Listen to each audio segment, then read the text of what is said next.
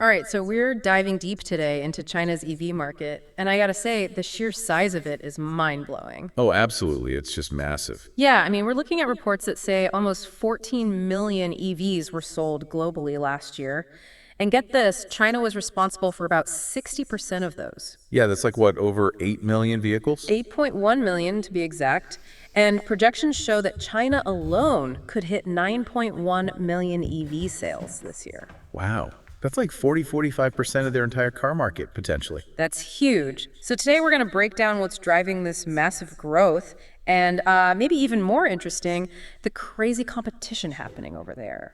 It's a fascinating story, that's for sure. I mean, when you think about it, over a third of all new cars registered in China last year were electric. That 8.1 million figure really puts it in perspective. That's a wild statistic. And from what I've been reading, it doesn't seem like things are slowing down anytime soon. Not at all. Global EV sales were up 18% in the first quarter of this year compared to last year. And China, well, they're leading the charge, growing at 28%. Leading the charge, I like that. But one thing that really jumped out at me was the growth of PHEVs, those plug-in hybrids. Seems like they're outpacing BEVs, the fully electric ones, right now. That's right, both globally and in China. PHEVs are actually seeing even stronger growth at the moment. Globally, they were up 46%, and in China, a whopping 81%. So yeah, they're definitely making a statement. Okay, so let's rewind a bit. This whole EV boom, it didn't just happen overnight, did it? Oh, definitely not. Our sources all point to like a decade of very deliberate government initiatives, really setting the stage. Right. It seems like China really committed to this back in 2009. Yeah, around then. And they put some serious weight behind it. We're talking subsidies, tax exemptions starting in 2014, pouring money into charging infrastructure, and, even things like the dual credit policy. The dual credit policy, remind me what that is again? Basically, it's a system that mandates a certain amount of EV production for automakers, so it really pushes them to get on board with electric vehicles. Ah, got it. Smart move. So with all this momentum, what's the forecast looking like? Is this growth going to continue? Well, the projections are pretty optimistic. For 2024, it looks like China could see 9 to 10 million EV sales. I mean, some are even saying they could hit over 50% market share by 2025 if you include the PHEVs, or what they often call NEVs, over their new energy vehicles. NEVs, okay, I'll try to remember that. And it gets even more interesting. Longer-term projections say China could see over 2/3 of new car sales being electric by 2030, and maybe even close to 85% by 2035. Wow. So China's not just leading the charge, they're basically setting the pace for the entire world, it sounds like. Yeah, pretty much. I mean, they already make up the majority of global EV sales and production. And last year, they became the biggest auto exporter globally, with EVs making up a significant portion of those exports. So yeah, their influence is pretty massive. Okay, so all this growth, who are the big names making it happen? Well, the market's really dominated by domestic manufacturers, which is interesting. Like who? Give us some names. So the big one, the leader, is BYD. They've got over a third of the NEV market. And get this, they actually overtook Tesla in global BEV sales late last year, early this year. That's impressive. Who else is up there? You've got Geely, they're pretty big, in second place actually. Then there's Li Auto, they focus on those premium EREVs, the extended range electric vehicles.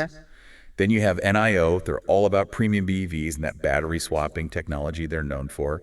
And Xpeng, they're really big on the whole tech side of things. Interesting. So a real mix of players. Yeah, and there's more, like SAI, GM Wuling. They've been doing well with more budget-friendly EVs. Makes sense. Got to cater to every segment. Exactly. And then there's GAC, Aeon, Chang'an, Chery, all big names.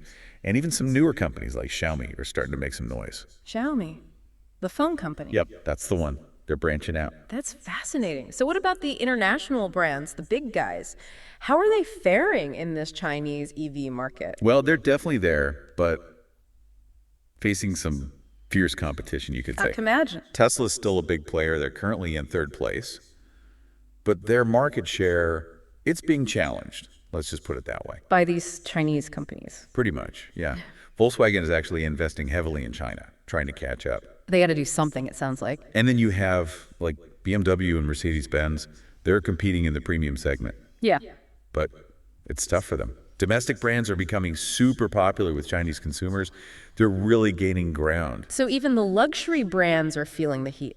Yeah, it's pretty intense. If you look at the numbers, BYD is at the top with over 34% of the retail NEV market share this year. Wow, they're running away with it. And then it's Geely, and then Tesla.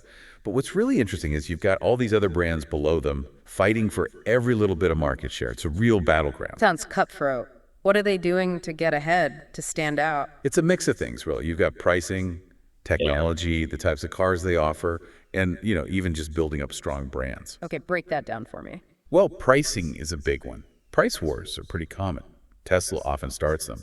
But the Chinese brands, they're quick to follow suit. Why are they able to compete on price like that?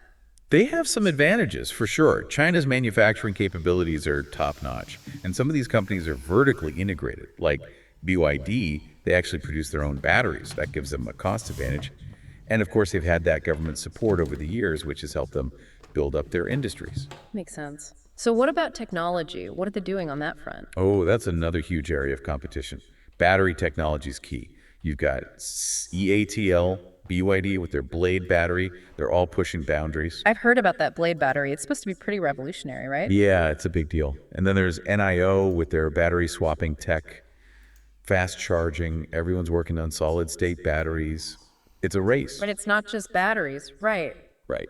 There's the whole autonomous driving thing, smart features, how connected the cars are, digital cockpits, you name it. Companies like Xpeng, Li Auto, BYD, they're all going all out. So much innovation. Oh, yeah. And then there's the cars themselves. Yeah. You've got companies offering a wide range of models, others targeting specific niches, sub-brands popping up, and they all bundle in tons of features to lure customers. So everyone's got a different strategy. It seems that way. And then there's branding. The Chinese brands, they're not just competing on price anymore. They're going for that premium image. Interesting. So they're taking on the international luxury brands head on. Absolutely.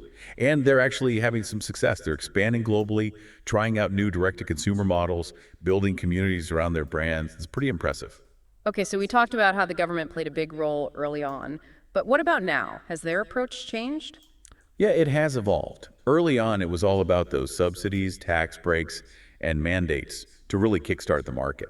But nowadays, the direct subsidies, they've mostly been phased out since last year. But they're still supporting the industry in other ways. For sure. Tax exemptions are still in place, although those are also being gradually phased out. But now the focus is more on building out that charging infrastructure, especially in rural areas and along highways. Smart, got to make sure everyone has access. Exactly. And the mandates are still there. They have a target of 45% EVs by 2027.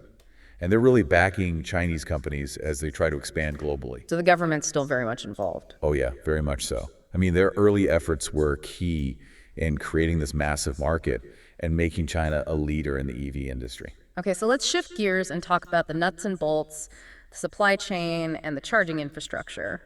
What's the situation there? Well, when it comes to battery production, China is basically king. They've got the majority of the top battery suppliers in the world. Like, who are we talking about? You've got CATL, BYD, CLB, Gotion, Volt, Eve Energy, the list goes on. They're all based in China. Wow, so they're controlling the most important part of the EV supply chain.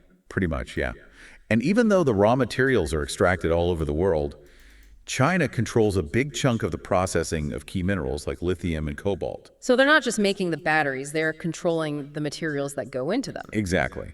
And that gives them a lot of influence, but it also raises some concerns about supply chain security and, potential bottlenecks. Makes you think. So what about charging infrastructure? Is China keeping up with all these EVs on the road? They're doing pretty well. They've got the biggest charging network in the world with over 3.2 million public chargers already. That's a lot of chargers. Yeah, and they're really focused on fast charging, which makes sense. So no more waiting around for hours to charge your car. Well, ideally not, although the distribution of chargers is still a bit uneven.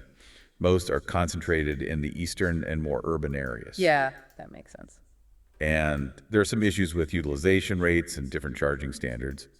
But they're working on it. They're developing a next-generation standard called ChaoJi. ChaoJi, okay. Anything else happening on the charging front? Yeah, actually, battery swapping is starting to gain some traction, especially with NIO pushing it. Right, I've heard about that. So you just swap out your depleted battery for a fully charged one. Exactly. It's like a super quick pit stop. Pretty cool idea. So last but not least, who's buying all these EVs in China? What kind of consumer are we talking about? Well, the Chinese EV buyer is changing. They're becoming more sophisticated, more demanding. They're not just early adopters anymore. So what's driving their decision to go electric? A few things. Lower running costs are a big draw. EVs are cheaper to fuel and maintain.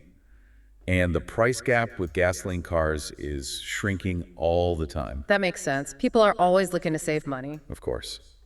And then there's the driving experience. EVs are generally smoother and quieter. They're more responsive. Yeah, I've heard that. It's supposed to be a much nicer ride. It is. And then there's the technology and features. Chinese consumers are really drawn to the advanced tech and smart features that EVs offer. So they're tech savvy. Very much so. And while environmental concerns are definitely a factor, things like preferential license plates and other government policies also play a role. So it's not just about saving the planet. Right. And another interesting trend is the... Absolutely. All right, so we've covered a lot of ground here. It's been quite the deep dive. What are the key takeaways, the big picture things to remember about China's EV market? Yeah, sum it up for us. Well, I'd say the main thing is the competition. It's unlike anything we've ever seen in the auto industry. So many players, constant price wars, crazy innovation. And the domestic brands, they're really holding the upper hand at this point. So they're the ones to watch. Definitely. But of course, there are challenges. Profitability is a big one. Yeah. A lot of these companies are struggling to make money. That makes sense with all those price wars going on. Exactly. And the market is maturing, growth is slowing a bit. We're probably going to see some consolidation in the industry. And there's still some infrastructure gaps. And the whole supply chain situation, it's complex with potential risks. So it's not all smooth sailing. Not exactly. But the future still looks bright for Chinese EVs. They're going to keep growing, the technology is going to keep advancing, and we're going to see those Chinese manufacturers expanding aggressively around the world. So they're going to be a force to be reckoned with. Oh yeah, for sure. And the focus is shifting towards the user experience, making those cars even smarter, more connected, more enjoyable to drive. And we're going to see even more types of electric powertrains. It's amazing how fast things are moving over there. It really is. China speed, they call it. And they're setting benchmarks for the rest of the world. But the big question is, can they make it sustainable? Can they make it profitable? That's what everyone's watching now. Well, it's been a fascinating look into China's EV market. It's clear that what happens there is going to have huge implications for the rest of the world. Oh, absolutely. It's a global game changer. It makes you think. I mean, China's got this massive integrated EV ecosystem now. They're controlling the batteries, the materials, the manufacturing. What does that mean for other countries, for their own car industries? Yeah, that's a big question. How are they going to adapt to this new reality? Lots to think about. Thanks for joining us. Thanks for having me. And for our listeners, we want to leave you with something to ponder. As the world shifts to electric mobility, and with China's dominant position, what does that mean for global supply chain resilience and energy independence? Something to chew on. Yeah, it's something we all need to consider. Absolutely. Until next time, keep diving deep. Keep exploring.